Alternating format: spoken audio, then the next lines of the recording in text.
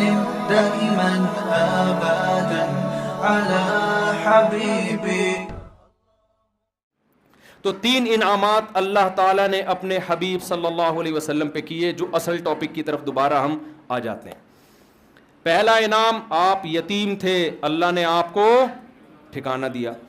دوسرا انعام، آپ علم نہیں تھا آپ کے پاس حلال و حرام کا، اللہ نے آپ کو شریعت کا علم دیا. تیسرا، آپ غریب تھے، اللہ نے آپ کو غنی کر دیا. یہاں بھی ایک ٹیکنیکل پوائنٹ، پھر قیام تام کی طرف چلتے ہیں تو ذرا علمی باتیں ہیں نا بیچ میں آ جائیں. دیکھو، غنی کیا ہے اللہ نے. غنی کا مطلب کیا ہوتا ہے؟ ایسا انتظام کر دینا کہ آپ دوسروں کے محتاج نہ رہیں. آج ہمارے ہاں فقیروں کو بھیک دے دے کے اور بگاڑ دیتے ہیں. فقیروں کو بھیک دے دے کے، آپ تحقیق کرو کسی فقیر کے بارے میں، مستحق ہے نا، اس کو اسٹیبل کر دو. اور اگر آپ کو یہ اندازہ ہو جائے یہ کمبخت اسٹیبل ہونا ہی نہیں چاہتا ہے، اس کو لت پڑ گئی ہے، پھر مت دو اس کو. میرا بہت تجربہ ہوا ہے، کوئی نوجوان آیا بھیک مانگ رہا ہے، میں نے کہا کوئی بات نہیں، آپ کو کتنے پیسے چاہیے؟ جی 500 روپے چاہیے. میں نے کہا ہماری مسجد میں فرنٹ ایریا ذرا خراب ہوا ہوا ہے، اس کو تھوڑا صفائی کر دو، میں آپ کو 500 روپے دے دوں گا. ایسا غائب ہوا مارکیٹ سے شارٹ. اس کا مطلب یہ پروفیشنل بھکاری ہے. اس کو آپ 500 روپے دے کے غنی کر دو گے. اور زیادہ غنی کی ڈیفینیشن سمجھ میں آئی؟ مالدار ہونا نہیں ہے، غنی مستغنی سے نکلا ہے، بے پرواہ، کسی کی ضرورت نہیں ہے. ہمارے نبی غنی کرتے تھے لوگوں کو اور غنی بننے کی ترغیب دیتے تھے. مشہور واقعہ ہے نا، ایک شخص بھیک مانگنے کے لیے آیا، آپ صلی اللہ علیہ وسلم نے اس کو حکم دیا کہ گھر میں جو کچھ ہے لے کر آؤ. وہ برتن لے کر آیا، اس کو آپ نے بیچا، نیلام کیا، کلہاڑا دیا، کہا جنگلوں سے لکڑیاں کاٹ کے لاؤ بیچو. وہ لائے، 1 درہم کے 2 درہم، 2 کے 4 درہم ہو گئے. تو یہ نبی نے ان کو بھیک نہیں دی بلکہ ان کو کیا کر دیا؟ غنی کر دیا آپ صلی اللہ علیہ وسلم. تو معاشرے میں ایسے لوگوں کو تلاش کیا کریں جو اسٹیبل نہیں ہیں اور ان کو پراپر غنی کرنے کی کوشش کریں. بھیک دے دے کے نوجوانوں کو بگاڑیں مت. وہ سٹے لگا، جب محنت کر کے پیسہ کمائے گا تو سٹوں پہ ضائع نہیں کرے گا، گٹکوں پہ ضائع نہیں کرے گا وہ. تو میں یہ عرض کر رہا تھا، اللہ نے اپنے حبیب صلی اللہ علیہ وسلم پہ 3 انعامات بتائے. یتیم تھے، ٹھکانہ دیا. غریب تھے، غنی کر دیا. اور علم نہیں تھا، اللہ نے آپ کو کیا دیا؟ علم. اللہ نے یہ 3 بڑے بڑے انعامات بیان کر کے اللہ نے نبی صلی اللہ علیہ وسلم کو حکم دیا کہ ان تینوں انعامات کا آپ شکر ادا کریں. ان تینوں انعامات کا آپ کیا کریں؟ شکر ادا. کیسے؟ ہم جب شکر ادا کرنا چاہتے ہیں ہم کیا کہتے ہیں؟ اللہ تیرا شکر. ہم سمجھتے ہیں شکر ادا ہو گیا. اللہ ہم پر کوئی انعام کرے ہم کہتے ہیں اللہ کا بڑا فضل ہے. ہم سمجھتے ہیں اس کا شکر ادا بولو ہو گیا. آواز تو سب کو صحیح آ رہی ہے نا؟ اتنا کافی نہیں ہے. یہ بھی ضروری ہے کہ منہ سے بول دیں کہ اللہ کا شکر ہے، لیکن اتنا کافی نہیں. اگر اتنا کافی ہوتا تو اللہ اپنے حبیب پر 3 انعام کر کے کہتا کہ اے نبی آپ شکر ادا کر دیں. زبان سے کیا کہہ دیں؟ الحمدللہ. نا نا نا. قرآن نے کہا آپ یتیم تھے، ہم نے آپ کو کی کفالت کا انتظام کیا، لہذا فَأَمَّا الْيَتِيمَ فَلَا تَقْهَرْ. اب کسی یتیم کو آپ کو دھکے دینے کی اجازت نہیں ہے، آپ کو یتیموں کی کفالت کرنی پڑے گی.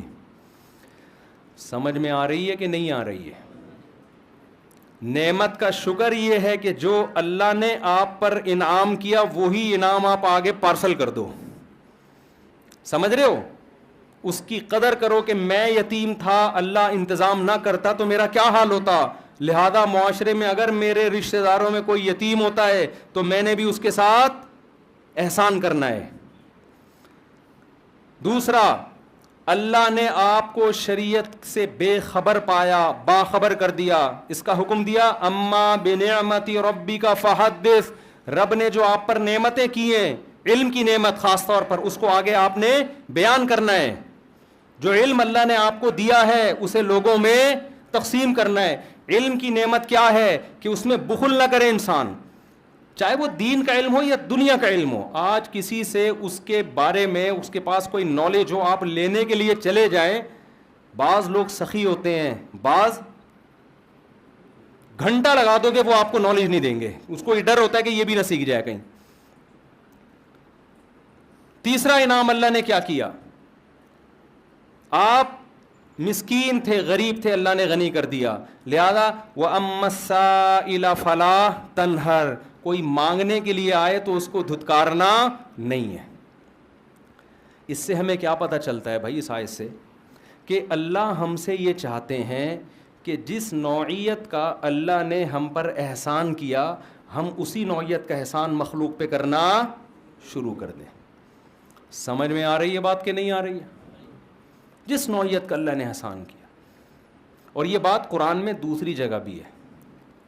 قارون کے بارے میں موسیٰ علیہ السلام نے قارون سے کہا احسن کما احسن اللہ الیک, تجھے اللہ نے بے تحاشا دولت دی ہے, اتنی دولت کہ لتنوء بالعصبۃ اولی القوہ, ایک بہت بڑی جماعت اونٹوں پہ چابیاں لے کے چلا کرتی تھی خزانوں کی, اتنی زیادہ دولت دی ہے. تو جب تجھے اللہ نے اتنی دولت دی کہ تجھ پر احسان کیا ہے تو تو بھی اللہ کی مخلوق پر احسان کر.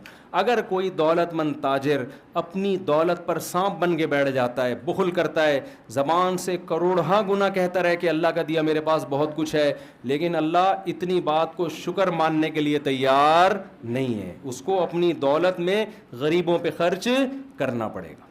سمجھتے ہو کہ نہیں سمجھتے ہو؟ تو میں اور آپ اللہ کے احسانات کے سمندر میں ڈوبے ہوئے ہیں, ہمیں دیکھنا ہے دائیں بائیں. سب سے بڑی نعمت جو ہمیں ملی ہے وہ توحید کی نعمت ملی. اللہ نے ہمیں مسلم گھرانے میں پیدا کیا. اس کا تقاضا یہ ہے کہ جو غیر مسلم ہیں ہم ان کو مسلم بنانے کی کوشش کریں.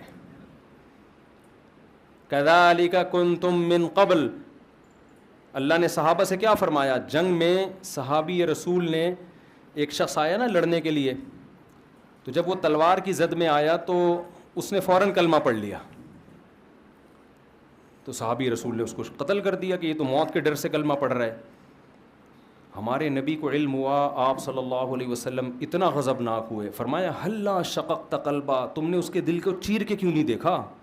تم کیسے کہہ رہے ہو کہ تلوار کے ڈر سے کلمہ پڑھا ہے؟ اس پہ قرآن کی آیت نازل ہوئی کذالک کنتم من قبل, اے ایمان والو تم بھی تو پہلے کافر تھے, اللہ نے اپنے فضل سے تمہیں کیا کیا؟ مسلمان بنا دیا. اب تم کسی کافر جو مسلمان ہو رہا ہے اس کے ساتھ ایسا سلوک کیوں کر رہے ہو؟ کیوں ایسا سلوک کر رہے ہو؟ تو اللہ نے آپ کو اسلام کی نعمت دی, اس نعمت کا تقاضا کیا ہے؟ اس اسلام کو دنیا میں پھیلانے کی کوشش کی جائے. اللہ نے آپ کو داڑھی رکھنے کی توفیق دی, اس نعمت کا تقاضا کیا ہے؟ کہ دوسروں کو بھی ہدایت کی کوشش کی جائے. اللہ نے آپ کو مال دیا, اس نعمت کا تقاضا یہ ہے کہ اس مال کو لوگوں پہ خرچ کی, دوسروں کو بھی مالدار بنانے کی کوشش کی جائے. اللہ نے آپ کو کوئی خاص علم دیا, ہنر دیا, اس کو اپنے پاس رکھ کے مت بیٹھو, اس علم کو لوگوں میں ڈیوائڈ کرنے کی کوشش کرو. بخیل اور کنجوس آدمی کیا کرتا ہے؟ وہ کہتا ہے اگر میں نے لوگوں کو بتانا شروع کر دیا تو میرے پاس ہجوم کم ہو جائے گا. حقیقت میں ایسا ہوتا نہیں ہے. دنیا میں جس کو اللہ نے نعمت دی اس نے ڈیوائڈ کیا ہے نا, تو اس کے پاس اس نعمت کے خزانے بڑھنا شروع ہو جاتے ہیں اور آتے ہیں اس کے پاس خزانے. تو یہ 3 نعمتیں اللہ تعالیٰ نے بیان کی ہیں اور 3 نعمتوں کا شکر بیان کیا. تو ان 3 نعمتوں, ہمیں تو ہزاروں اس کے علاوہ بھی ہیں, تو 3 کو تو ہائی لائٹ کیا جا رہا ہے. تو آج سے اس بات کا عزم کریں, محاسبہ کریں, بیٹھیں, دیکھیں کون کون سے انعامات. ہم جو مصیبتیں ان کو تو سوچ رہے ہوتے ہیں, جو انعامات ہیں ان کو نہیں سوچتے. حضرت مولانا اشرف علی تھانوی رحمہ اللہ تعالیٰ کو ڈاکٹر عبدالحی صاحب رحمۃ اللہ تھے غالباً, انہوں نے خط لکھا اپنے شیخ کو نا, پیر و مرشد کو. خط کیا لکھا کہ حضرت یہ پریشانی ہے, یہ ڈاکٹر عبدالحی صاحب کا واقعہ ہے نا, پریشانی ہے, یہ پریشانی ہے, یہ پریشانی, آپ دعا فرمائیں, دعا فرمائیں, یہ پریشانی, یہ پریشانی. تو انہوں نے نیچے لکھا کہ بہت افسوس کی بات ہے کہ ساری پریشانیاں ذکر کر دیں, اللہ کی نعمتوں کا تذکرہ نہیں کیا. پہلے زمانے میں نا جو آپ کو اس طرح آپ کی اصلاح کرے اس کو پیر و مرشد کہا جاتا تھا. آج کل پیر و مرشد کا مفہوم ہی چینج ہو گیا ہے. آج کل پیر و مرشد کا مفہوم یہ ہے کہ یہ ہمیں بخشوا دے گا اور پتہ نہیں یہ روحانی ٹوپی ڈرامے کرے گا, جن چڑیل بھوت بگائے گا, اور الٹی سیدھی حرکتیں جو کر رہا ہو اس کو لوگ پیر و مرشد کہتے ہیں. تو سارا دن آپ بیٹھ کے تھوڑی دیر سوچیں گے نا, آپ کو لگے گا کہ اللہ کے آپ پر بے پناہ احسانات. میں اسلام آباد میں تھا, وہاں ایک شخص کے بارے میں پتہ چلا, کروڑ پتی آدمی ہے, بہت بڑا بنگلہ اس کا. ہمارے ایک دوست کی اس سے سلام دعا تھی, اس کی بینائی چلی گئی اور اس نے بہت کوشش کی, وہ بینائی واپس نہیں آئی. ایک دن وہ کہنے لگا اپنے اس دوست سے نا کہ ایک ٹھیلے والا بھٹے نہیں بیچ رہے ہوتے, جو بھٹا بیچ رہے ہوتے, تو اپنے دوست سے کہنے لگا, اس دوست نے مجھے بتایا کہ یار اگر یہ بھٹے والا میری ساری دولت بھی, اسلام آباد کا بنگلہ, میرا بزنس لے لے, یہ بھٹے کی ریڑھی مجھے دے دے اور آنکھیں دے دے, تو میں اس پہ تیار ہوں. اتنی بڑی نعمتیں ہیں جو اللہ نے مجھے اور آپ کو عطا کی ہوئی ہیں, اتنی بڑی بڑی نعمتیں. ہم پریشان کیوں ہوتے ہیں؟ ایک دن ایک صاحب میرے پاس آئے اور اپنی پریشانیاں گنوانے لگے نا, یہ پریشانی, یہ پریشانی, یہ پریشانی, یہ پریشانی, یہ ٹینشن, یہ ٹینشن, یہ ٹینشن. میں نے اس کو کہا, میں نے کہا یار جو ٹینشنیں آپ بیان کر رہے ہو نا, جس سے آپ موٹیویشن لینے کے لیے آئے ہو, اس کے پاس یہ والی ٹینشن اس سے ڈبل ہے. سمجھ آ رہی ہے بات؟ اس کے پاس یہ والی ٹینشنیں کیا ہیں, اس سے ڈبل ہیں. تو میں آپ کی ٹینشنیں کیسے ختم کر دوں؟ میں نے کہا آپ کے ساتھ مسئلہ ٹینشنوں کا نہیں ہے, آپ کے ساتھ مسئلہ یہ ہے کہ آپ نے اس دنیا کو مسافر خانہ نہیں سمجھا, جو نعمتیں ہیں وہ دیکھ نہیں رہے, جو چیزیں نہیں ہیں ان کو ٹینشن سمجھ رہے ہو. اور دنیا میں کوئی آدمی ایسا ہے کہ اس کی ساری خواہشات پوری ہو جائیں؟ بولو نا, دنیا میں کوئی ہو نہیں سکتا. وجہ کیا ہے؟ ام للانسان ما تمنا. قرآن کہتے کیا انسان یہ سمجھتے جو تمنا کرے گا مل جائے گا؟ یہ تو ممکن نہیں ہے. یہاں ہم نے یہ دیکھنا کیا کیا ملا ہوا ہے, یہ نہیں دیکھنا کیا کیا نہیں ملا ہوا. لوگ یہ دیکھ رہے ہوتے ہیں, وہ ڈیفینس میں رہتا ہے, میں ناظم آباد میں رہتا ہوں, وہ بھائی تو یہ دیکھ, تو ناظم آباد میں رہ رہا ہے, وہ گندے نالے کے پل پہ رہ رہا ہے وہ بندہ فلاں, اور جو گندے نالے پہ رہتا ہے وہ دیکھے یار گندے نالے پہ گھر تو ملا ہوا ہے, اگلا تو فٹ پاتھ پہ سو رہا ہے. جو فٹ پاتھ پہ سو رہا ہے وہ کہے کہ یار میں سو تو رہا ہوں نا. بہت سے لوگ 1000 گز کے بنگلوں میں گدے پہ نیند نہیں آ رہی, وہ کہہ رہے ہیں فٹ پاتھ کی نیند اچھی ہے اس گدے سے جس پہ نیند نہیں آئے کم وقت کو. تو جب تک آپ اس دنیا کو مسافر خانہ نہیں سمجھتے اور آپ یہ نہیں سمجھتے کہ یہ میری, دیکھو رسول اللہ صلی اللہ علیہ وسلم نے فرمایا جس کو 2 ٹائم پیٹ بھر کے کھانا مل گیا اور سر چھپانے کی جگہ مل گئی, جسم کسی بڑی بیماری سے محفوظ ہو گیا, اللہ نے ساری دنیا کی دولت سمیٹ کے اس کو دے دی ہے. اب حدیث کا مفہوم کیا ہے؟ مطلب یہ نبی کے الفاظ نہیں, میں مفہوم سمجھا رہا ہوں. اب اگر یہ کہتا ہے نا میرے بھی ٹینشن, یہ اس کی اپنی بنائی ہوئی ٹینشن ہے, یہ اللہ کی طرف سے نہیں ہے, یہ تو ہوس ہے بھائی. ہوس کا تو دنیا میں کوئی علاج نہیں ہے. کتنے لوگ آتے ہیں میں بے روزگار ہوں, ٹینشن ہے, میں کہتا ہے تیرے کو صبح ناشتہ مل رہا ہے؟ ناشتہ تو مل رہا ہے. دوپہر کھانا مل رہا ہے؟ ہاں مل رہا ہے. رات کا کھانا مل رہا ہے؟ ہاں مل رہا ہے. سونے کی جگہ ہے؟ کہہ رہے ہیں ہاں ہے. کہہ رہے ابا کی صلواتیں بہت سننے کو ملتی ہیں, بس یہ ٹینشن ہے. تو میں نے کہا 2-4 ٹینشنیں تو ہونی چاہیے نا زندگی میں, یہ والی ٹینشن بھی ختم ہو جائے پھر تو اور جنت میں چلا گیا نا. تو ایک ٹینشن برداشت کر لے. فری پھوکٹ کا تجھے پراٹھے مل رہے ہیں صبح کے, فری پھوکٹ کا تجھے ابا کے خرچے پہ کیا مل رہا ہے, بھلے صلواتیں سن کے مل رہے. بھیکاری کو آپ 2 روٹی 2 گالیاں دے کے, وہ کہے گا 2 اور دے دے, 4 گالیاں اور لگا دے ساتھ میں, کیونکہ بھیکاری کو اندازہ ہے کہ 2 پراٹھوں کی کیا, میرے منہ سے روٹی نکلتی نہیں ہے, لفظ نکلتا ہے, پراٹھا ہی نکلتا ہے, پتہ نہیں کیوں. کیونکہ جب بھی باہر دنیا میں ٹریولنگ ہوتی ہے نا سب کچھ ملتا ہے, کراچی کے ہوٹل کے پراٹھے نہیں ملتے. ابھی میں سعودی عرب سے آیا ہوں کل, نہیں مزہ آیا یار, پراٹھے نہیں تھے. تو اس لیے میرے منہ سے روٹی کا لفظ نکلتا ہی نہیں ہے. تو بھیکاری کو آپ جس کے پاس کچھ بھی نہیں ہے, آپ اس کو موٹی موٹی گالیاں دے کے 2 پراٹھے پکڑا دو, غصہ کرے گا وہ, پھر بھی شکریہ ادا کرے گا, اس لیے کہ وہ اپنے آپ کو اس کا بھی مستحق نہیں سمجھتا. اور جو گھر میں بیٹا ہوتا ہے نا کروڑ پتی باپ کا, وہ سمجھتا ہے سارا میرا ہے, میں اس کا مستحق ہوں, مجھے یہ بھی چاہیے, مجھے یہ بھی چاہیے. او بھائی تو سمجھ کہ میں مسافر خانہ ہے, اللہ نے مجھے بڑے باپ کے گھر میں پیدا کر دیا, یہ میرا احسان نہیں. کس کا احسان ہے؟ اللہ کا احسان ہے. جو مل رہا ہے گریوی میں کھاؤ.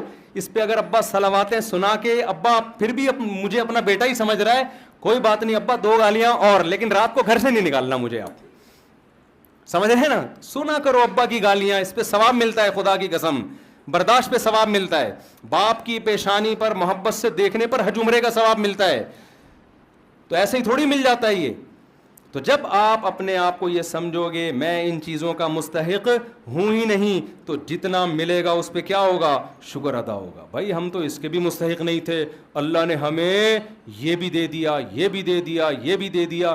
تو ہم تو یہ چیز بتاتے ہیں لوگوں کو کہ بھائی وہ اکثر ایک میں واقعہ سناتا ہوں, بس یہ واقعہ بیان کر کے اپنی بات کو ختم کرتا ہوں.